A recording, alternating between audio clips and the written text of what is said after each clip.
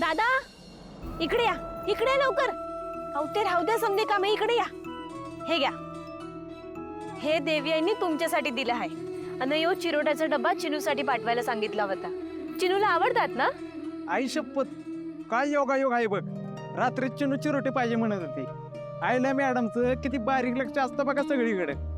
प्रत्येक कामगाराला घरातल्या माणसासारखं वागवतात, त्यांची काळजी घेतात. कुठला मालक करतो एवढा सांगा? होय खरे.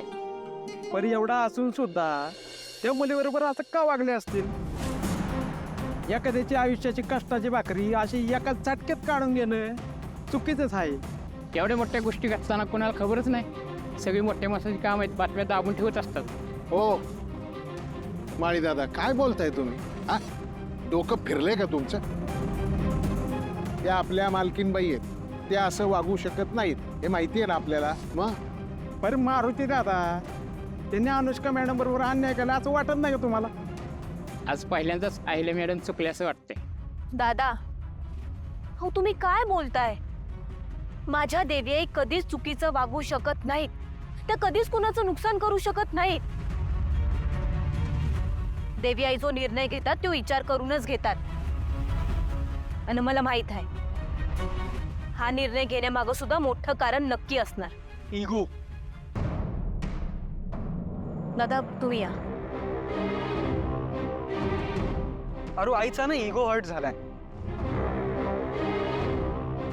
आणि आई फक्त या वेळेलाच नाही, माझ्या वेळेला पण चुकलीच होती. तिला ती दिशा बरोबर वाटत होती. अरे मी इथे एवढा ओरडून ओरडून सांगतोय, पण नाही, आईच्या इगो पुढे कोणाचं काही चालतं का? हा, वेळ आल्यावर तिला सगळ्या गोष्टी कळतात. पण या सगळ्यात ना कधी कधी वेळ निघून पण जाते पारू. प्रीतम सर, तुम्ही असं कसं बोलू शकता? हो, देवी आई कधीच कुणाचं वाईट करत नाही हे माहित आहे तुम्हाला. तुम्ही तर त्यांची मुलं आहात, तुमच्या बाबतीत त्या का असं वागतील? तुम्ही बघितलं ना दिशा मॅडम कसं वागल्या. त्यांनी फसवलं देवी आईंना. देवी आईंनाच नाही तर समद्यांना फसवले त्यांनी घरात. त्यांनी हे समजा ठरवून केलं होतं. हो ना? मग याचा काय अर्थ होतो पारू? तू जिला देवी आई म्हणतेस ना, ती खरंच देव नाहीये, माणूस आहे. कधी कधी चुकू शकते. देवच आहेत त्या. आज तुम्हाला कळत नसेल देवी आईंच्या मनात नेमकं काय चाललंय, पण मला खात्री आहे त्या हे समजा चांगल्यासाठीच करताय. आणि अशा परिस्थितीत तुम्हाला त्यांची साथ देता येत नसेल तर नका देऊ. पण त्यांना नावं ठेवण्याचा अधिकार तुम्हाला नाही. हे पारू, अगं काय बोलतीयस? तोंड बंद ठेव जरा. पारू, तू ना फॅन आहेस तिची, फॅन. देवीचा दर्जा दिलायस ना तिला. तिने काही केलं तरी तुला बरोबरच वाटतं ग. डोळे बंद करून विश्वास ठेवते आता तिच्यावर. बस झालं. देवी यांच्या बाबतीत अजून एक शब्द सुद्धा ऐकून गेला नाही आम्ही.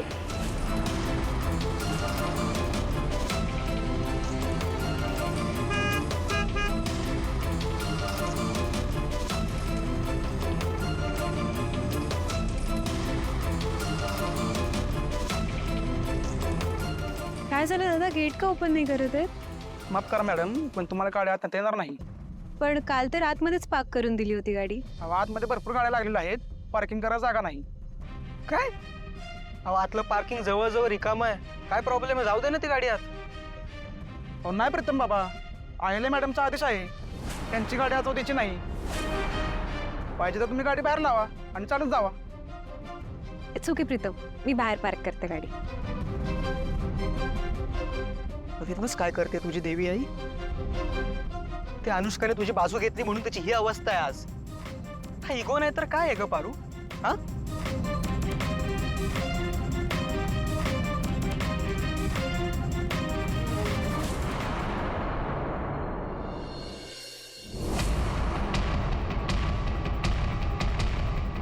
I am so sorry. It's okay, मी आहे आतमध्ये.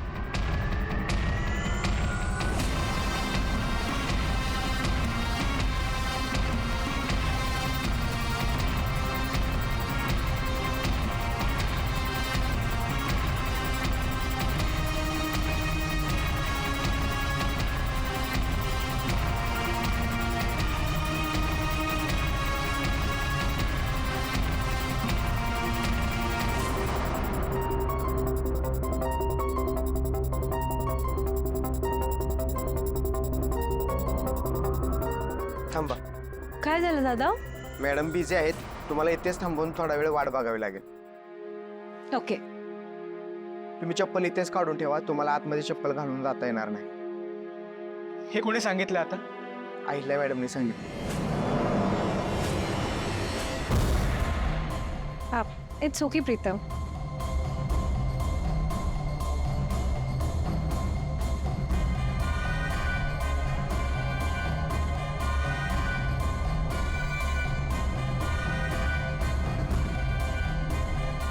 आई, बाहेर ती अनुष्का आली आहे. काय करतेस तू हे सगळं? हा, तिची गाडी आतमध्ये नाही येऊ दिलीस, तिला गेट पासून इथपर्यंत चालत यायला लागलं, आणि आता चप्पल काढून तिला बाहेर उभं केलंयस का? आई, इतकं वाईट मी तुला कधीच कोणासोबत वागताना नाही बघितलंय, मग आत्ता का वागतेस? बरं सगळं जाऊ दे, तू प्लीज तिला आतमध्ये बोलू प्लीज. प्लीज बस झालं. का? काय झालं? मी सुद्धा तिला भेटायला गेले होते आणि तेव्हा वेळ नव्हता तिला, म्हणून मी आणि मोहन थांबलोच होतो की तिच्यासाठी. एवढं करून सुद्धा ती आम्हाला न भेटताच निघून गेली. तू तिची अपॉइंटमेंट नव्हती घेतलीस आई, आणि तुझ्या कामासाठी गेली होतीस ना तिच्याकडे. असं कोणाची तरी अपॉइंटमेंट न घेता त्याला भेटायला जाणं पटतं का तुला? बरं तेव्हा तर जाऊ दे आत्ताच, आणि आज तर तुझ्या बोलवण्यावरून आली ना ती इथे. मग स्वतः असं एखाद्याला बोलवून त्याला विनाकारण वाट बघायला लावून काय सिद्ध करायचंय तुला? प्रीतम, आईवर आवाज चढवू नकोस.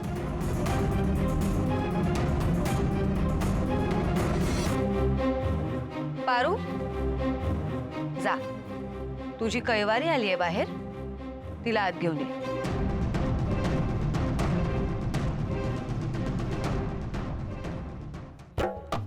आज अनुष्का नावाच्या तोफेचा वहिनी फुसका बार करणार असं दिसते. मला ना असे सीन बघायला फार मजा येते. तुम्हाला पण येते ना? येते ना?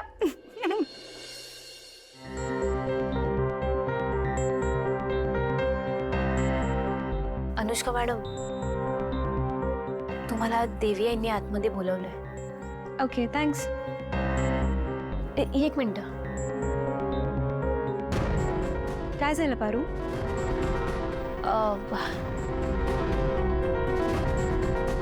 देवी आई लय चिडले. मला भीती वाटते आतमध्ये काय होईल याची. एक बोलू? तुम्ही देवी आईशी जरा सांभाळूनच बोला. हा, सांभाळून राहा. म्हणजे मला असं म्हणायचंय, तुमच्याकडनं काही चुकीचं होऊ देऊ नका. माझ्याकडून काही चूक होऊ देऊ नका म्हणजे? अरे तुला पण असं वाटतंय का मी चुकतेय? मला माहिती आहे अहिल्या मॅडम हे सगळं का करतायत ते. पारू, त्यांची इच्छा आहे मी त्यांची माफी मागावी. पण तुला खरं सांगू, मला त्यांची माफी मागायला किंवा त्यांच्या पुढे कमीपणा घ्यायला काहीच हरकत नाहीये. पारू, तूच विचार कर. तू व्यवस्थित विचार कर आणि मला सांग, मी जे काही बोलले आणि त्यानंतर अहिल्या मॅडमनी माझ्यासोबत जे काही केलं त्यात कोण बरोबर आहे आणि कोण चुकीचं.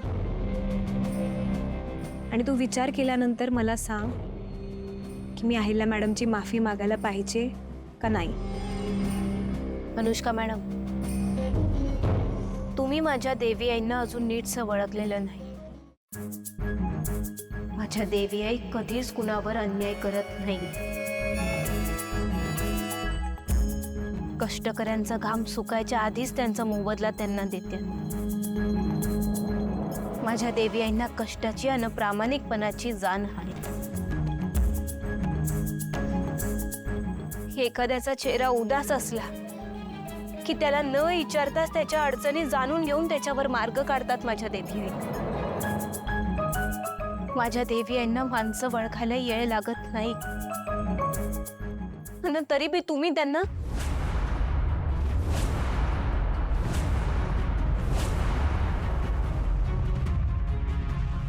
असो, तुम्ही चला आतमध्ये, देवी आई वाट बघताय.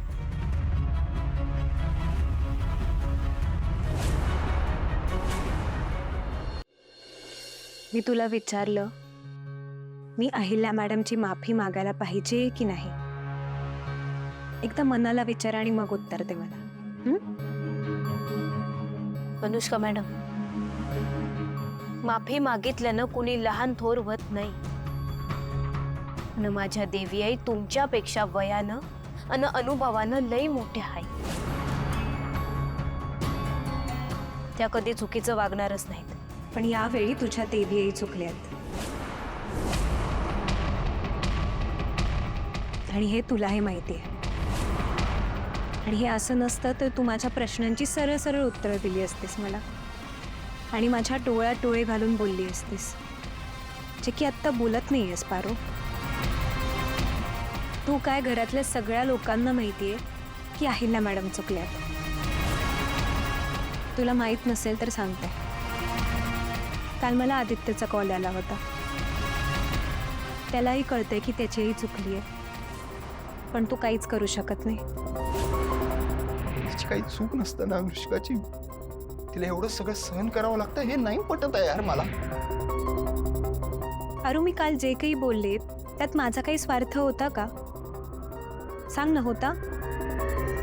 मी फक्त तुझ्या बाजूने बोलत होते आणि त्यात काहीच चुकीचं नव्हतं.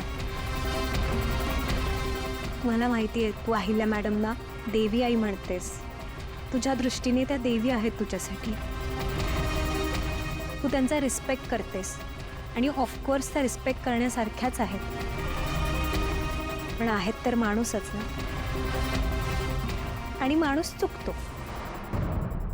माझ्या दृष्टीने माझा देव जरी चुकला तरी मी सत्याचीच बाजू घेईन आणि जो खरा आहे त्याच्या बाजूने उभे राहीन. मग भलेही मी ज्यांना मानते त्यांच्या विरोधात उभं राहायला लागलं तरी चालेल. मी सत्याचीच बाजू घेईन, कारण माझी श्रद्धा आंधळी नाहीये, डोळस.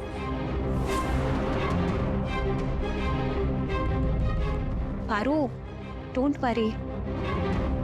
तू प्लीज वाईट वाटून घेऊ नकोस. यात तुझी काहीच चूक नाहीये ना. मी तुझ्यावर रागवली आहे नाही अहिल्या मॅडमवरती. भले त्यांनी मला एका रात्रीत बर्बाद केलं असेल, असा बिझनेस उद्ध्वस्त केला असेल, आणि हे सगळं करून मला त्यांनी इथे बोलावलंय. त्यांची माफी मागायला, त्यांची ताकद दाखवायला त्यांनी हे सगळं केलंय. पारू, आता तू मला सांग, हे सगळं बरोबर वाटतं तुला? योग्य वाटतं? मला वाटतं तू सत्याची बाजू घेत असशील, हो ना? सांग ना पारू. अनुष्का मॅडम, माझ्या देवी यांनी तुमच्यावर अन्याय केलाय हे जर का सिद्ध झालं ना, तर तुम्ही सांगाल ते करायला मी तयार आहे. माझी भक्ती आंधळी असेल पण माझ्या देवी आई नाही. मी अजून सुद्धा विश्वासानं सांगते, माझ्या देवी आई कधीच चुकीचं वागणार नाही. तुम्ही काळजी नका करू, तुमच्यासोबत काय बी वाईट होणार नाही. जे होईल ते चांगलंच. तुम्ही चला आतमध्ये, देवी आई थांबल्या.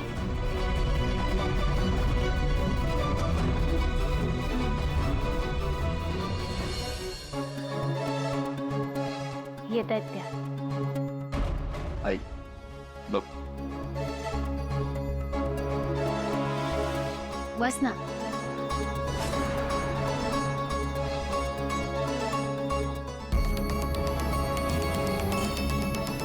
काल नीट झोप झाली ना तुझी? नाही म्हणजे ऑफिसवर इन्कम टॅक्सची धाड पडणार आहे, घर ऑफिस तोडायला महापालिकेचे बुलडोझर येणार आहेत, मार्केटमधनं पैसे उचलले असतीलच, तर त्या सगळ्यांना तुझ्याकडून आजच पैसे परत हवेत. हे आणि असं बरंच काही घडतंय ना तुझ्या आयुष्यात, म्हणून विचार. पण हे सगळं तू स्वतः ओढवून घेतलंय. मी तुला आज सकाळी 10 वाजेपर्यंतची वेळ दिली होती. थोड्याच वेळात वाजतील 10. तोपर्यंत माफी मागून घे.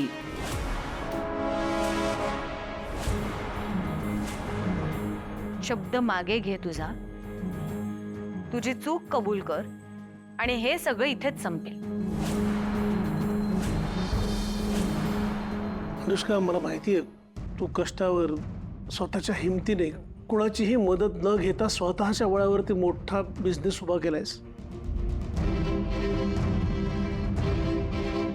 पण आता तुझ्या आयुष्यभराची मेहनत पणाला लागली. बस ऐक, हे सगळं एका रात्रीत उभं नाही करता येणार आहे. फक्त एका माफीसाठी हे सगळं गमावून नको बसूस. आणि जर का एक माफी मागितल्याने होणारं नुकसान टाळणार असेल तर काय हरकत आहे ना माफी मागायला.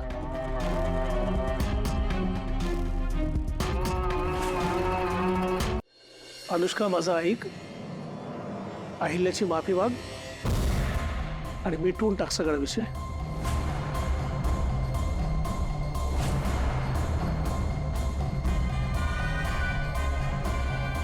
वहिनी 10 वाजले.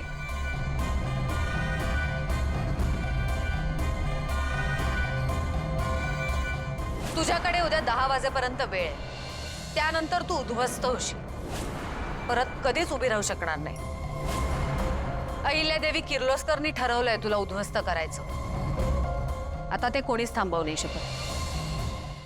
आयुष्यभराची मेहनत पणाला लागलेली असताना सुखाची झोप येण्याइतपत कोडगी नाहीये मी. घाम गाळून कष्ट करून आपण एक स्वप्न पूर्ण करतो आणि ते एका रात्रीत पत्त्याच्या बंगल्यासारखं कोसळत असताना सुखाची झोप कशी कोणाला येईल.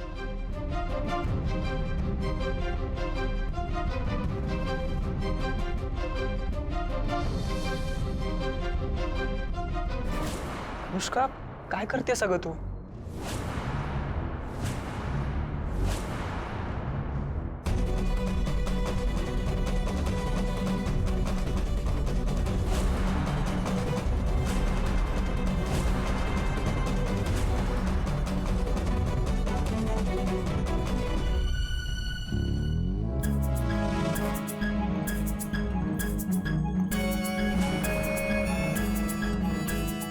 मला तुझ्या प्रॉपर्टीमध्ये, तुझ्या बिझनेसमध्ये, तुझ्या कुठल्याही प्रोजेक्टमध्ये काहीही रस नाहीये. मला फक्त तुला हरताना बघायचं. आजपर्यंत अहिल्यादेवी किर्लोस्करच्या निर्णयाविरोधात कोणी बोलायचं धाडच केलं नव्हतं. ते तू केलीस. त्याची शिक्षा तर तुला मिळायलाच हवी ना. पण तू योग्य निर्णय घेतलास. माझ्या पायावर डोकं ठेवलंस, माझी माफी मागितलीस, मला शरण आलीस. आता काळजी करू नकोस, मी तुझं काहीही नुकसान करणार नाही. आदित्य, मोहनला फोन कर आणि त्याला सांग की आपण अनुष्का विरोधात जे काही करत होतो ते थांबवायला त्याच्याकडे सगळे डिटेल्स दे. आदित्य थांब.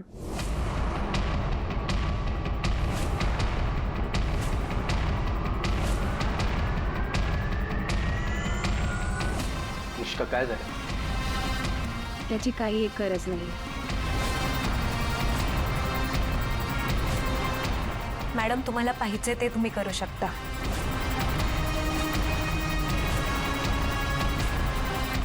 पण मी माफी मागितलेली नाही.